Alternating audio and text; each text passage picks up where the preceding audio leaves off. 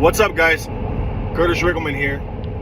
Hey, so I've been asked by one of you on the internet to help with internet leads. Okay, so I'm assuming we're referring to inbound internet leads or inbound internet calls if you get the phone calls. So I'll start with the inbound internet lead. Okay, the most important part is getting interaction. It's the hardest part. You got to remember, when they're sending out these leads, most people are scrolling on their phone at night. They probably had a drink, and they're sending out these inquiries to 3, 4, 5 people. Just, it's spontaneous. Yes, they want something, but a lot of times these are spontaneous acts. So the next day, they're getting emails from everybody, and they're all the same generic shit. They're all, thank you for inquiring about our vehicle. Is there something I can help you with? It's the same shit. So if you don't separate yourself from the pack, you're just going to get ignored like everyone else. So what I suggest right there is it's quality over quantity. Just do it right out of the gate. Do a little walk around video of the vehicle. Take a little shot of yourself. People like to see people. Okay? Do your walk around, take a shot of yourself, introduce yourself over the video, fire the video to them. Let them know, hey, is this the vehicle you inquired about last night? I want to introduce myself. I'll be reaching out to you shortly to give you more details. And now you set up the phone call. They are already expecting it. And if you're the only one that sent them a video, which 99% chance you are, salesmen are lazy, let's face it. If you're the guy that's doing something above and beyond, you're sending a video, you'll be able to get that attention. If you send it through your CRM, most of your CRMs will show you when they open the video. They'll even show you how many times they watched the video. So if you got somebody that watched that video multiple times, you know you got them on the hook. Now you make the call, okay? Now this applies both ways. If you're calling out them, you're calling out to them, or if you answer the phone call, they called into you, okay? They want to know two things. It never changes. It's always the same. They want to know, is it available, and what's your best price? If you give up both of them right away, now you're working on their terms. They're going to let you know when and where they're ready to do business if they like what you had to say. It's a hard transaction that way. I always believe if I create some type of fear of loss and I put the customer in a winning position, I can persuade people to move forward sooner than what they had in mind. So that's what I try to do even through the phone. So first thing is we address the is it available. So when I reach out to them or they call in, get their name, exchange names right off the top. Hey, thank you for giving me the opportunity to work for you. My name is Curtis Riggleman. You are? Okay, perfect. Let me look that vehicle up for you. You need to buy yourself some time right now. You're creating space. Let me look that vehicle up and get you some information. This applies call in or call out. This gives you a window to ask some questions. If they believe you're working on their behalf, they're going to be more open to answering questions for you because they know there's a pause in time. So I'll say, Mr. Customer, let me look that up for you real quick so I can get some information. I'm just logging into my computer right now. By the way, where are you calling from? I want to get a distance. Okay, this lets me know how serious they are and how special this vehicle is. If they tell me they're calling from 30 or 40 miles away or further, then I know this is one of one. I know I got the exact vehicle they want, so I got the bargaining power. If they're calling from 2 miles down the road, then I'm just the nearest dealer. If there's a distance, you got what they want. Okay, so they say, oh, I'm calling from Visalia, as an example. That's about 45 minutes from me. And then I'll say, okay, perfect. What is it about this vehicle that jumped out to you? Right now, their guard is down. They're going to start talking, okay? They'll start telling you their hot buttons. They'll start telling you what they like. But what you're doing right now is you're raising their emotions through the phone. They're telling you everything they like about the vehicle, raising their own emotions without realizing it. And then I'll drop a bomb on them. I'll politely cut them off as they're talking, and I'll say, hey, Mr. Customer, I got great news. As of right now, that vehicle is still available. I do that right in the emotional peak while they're talking about everything they like about the car.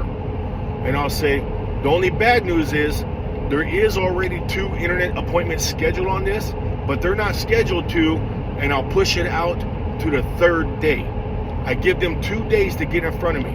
So example, if today's Monday, I'll let them know I got 2 appointments scheduled on this already. It looks like the first appointment is scheduled for Thursday, and the second appointment is scheduled for Friday morning. So I have to give them time to get in front of me. If I say I got an appointment on it tonight, or another internet manager has an appointment on it tonight, and there's no way for them to make it here tonight, then I'll get an answer like, okay, well, how about you call me back and let me know if it sells or not. I don't want to waste my time driving down there if it's not available. So I have to give them time to get in front of it. So I always try to give 2 to 3 days. And I'll say, hey, good news is it's available right now. Bad news is there is a couple internet appointments scheduled on it, but the first one's not scheduled till Thursday. Second one Friday morning. Then I'll let them know more good news. The nice thing with our dealership, Mr. Customer, is we are a first come, first served dealership. So if you got the opportunity to get down here first, take a look at it, and you like it, you'll get the opportunity to buy it in front of them.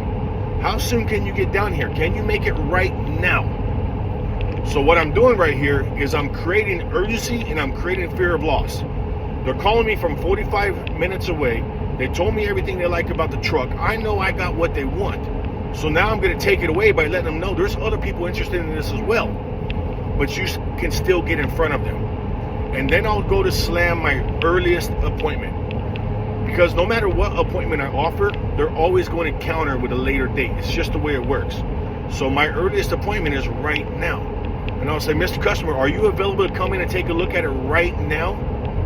Most likely they'll say, no, I'm at work. No, I'm doing something. And I'll say, what time do you get off work? They'll say, 5 o'clock. You need to use your common sense and use time right here. Don't just start throwing out available times. If they say 5 o'clock, I know they're 45 minutes away. I got to check my appointment schedule and suggest some times that work with their schedule. But it has to be exclusive. If I just say, not a problem, what time can you make it? Now I'm implying that I have no value in my time. I'm never busy. So whenever you can make it works for me. Doesn't work that way. You can't set a doctor's appointment like that. You have to present yourself as value. So I'll say, Mr. Customer, what time you get off work? 5 o'clock, and you're about 45 minutes from me, right? Yep. Let me see what my schedule looks like tonight. Let me see if I have something available. By a couple seconds. Okay, great news. I have a 6:45 and a 7:15 available. Which one of those work better for you? And I'll try to slam my appointment right there. If that doesn't work, I can't make it tonight. I got dinner appointments tonight. Okay, perfect. Well, as of right now, the first appointment on that vehicle is not till Thursday, but keep in mind that's subject to change. What's tomorrow look like for you? And then they'll give me the times again. Will I get off work at 5? Okay, can we set something up for tomorrow evening then? Yeah, I think so. I think that'll work. Okay, let me check my schedule real quick. Again, I know what time he gets off work. I know how long it takes him to get to my place of employment. Okay, Mr. Customer, I have a 6:30 available for you. Does that work? Yeah, that works. Okay, great. I'm going to pencil you in for 6:30. I can't stop anybody from selling that vehicle. What I can do is I could position it very inconvenient where it might get looked over, where someone may not see it. So I'll do my best to kind of hide it on the lot, but keep in mind, I can't stop anybody from selling it. It is strictly a first come, first serve. But I'll see you tomorrow at 6:30. Sound good? Yep. See you then.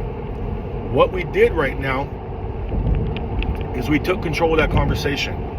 In between, is it available? And before he got to what's your best price, I created urgency and fear of loss.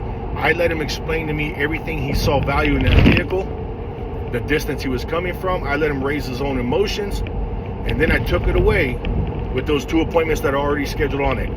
And now I helped him beat these other 2 appointments and get in front of them. That's worked for me a lot of time, guys. That takes practice.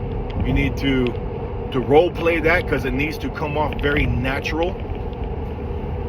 And the easiest way to do that is just pretend like you're doing exactly what you're saying. Pretend like you're logging into your computer Give me a couple minutes. Let me log in my computer real quick. So now you're just creating small talk because you're doing something anyway. By the way, where are you driving from? By the way, what is it about that vehicle that jumped out to you? What do you like about that car? You're just creating small talk because you're logging into your computer. So if you just pretend like you're doing what you're saying, it makes it a lot easier. Pretend like when you pulled it up, there was 2 appointments scheduled on it. Hey, good news, it's available. Bad news, there's 2 people in front of you. But we're first come, first serve. First appointment's not for 2 days from now. You can still get in front of them. Are you available to come down right now? When you play this game, you changed the negotiation. You changed their predetermined plan. You threw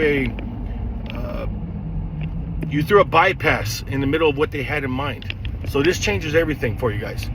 Try it. See if it helps. Let me know in the comments.